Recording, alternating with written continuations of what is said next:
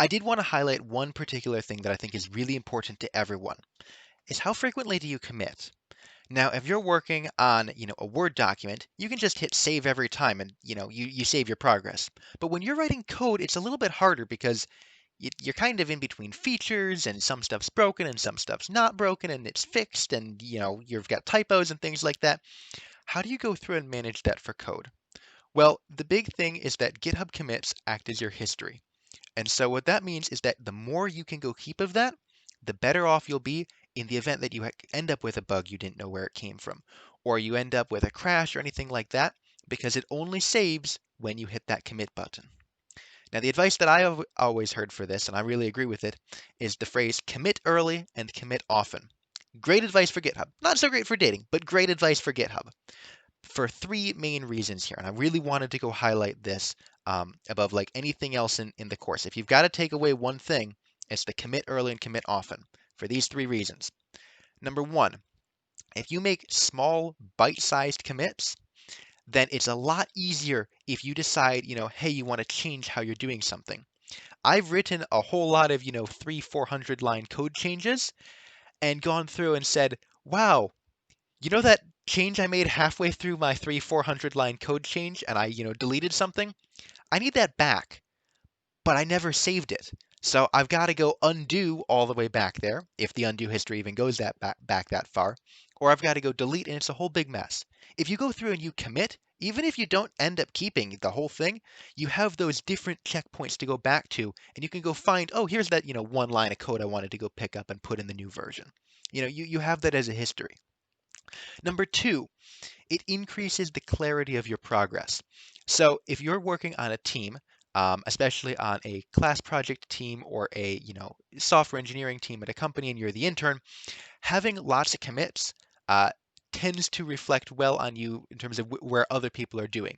You could sit there writing code for 3 weeks and nobody knows what you're doing, or you can go through and say, here's the code I've written today. Here's the code I've written past couple days. This is what's working. This is what's not. Here's my progress. And it might not be a full feature when you're making those commits, but that's why it's on your own branch. On your own branch, you kind of own the commits. It's not going to break anything else, and you get to go, let other people know where you're going with that.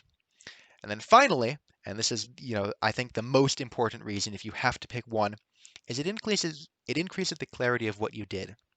Now, commit history is literally a history of what you changed in the code. But if you have 300 lines worth of code changed with a one-line description versus, 10 groups of 30 line code changes, you've got 10 times the descriptor in there. And so you can go through and say, I went through and I created the point class, and I went through and I created the point test class, as opposed to just creating, I created the point class and tests and, refactor and everything else like that. No, no, no. It's one thing at a time here. And that means that when I'm going back through, or when someone else is looking at my code, trying to figure out, oh, how did you come up with the design for that? They can go see your thought process. They can go figure out where, the history is. If you get sick, they can go help pick up your work, things like that. It's really helpful to go have that history, regardless of where you're at.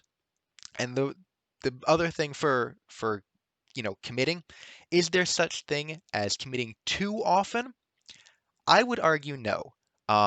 For one main reason here.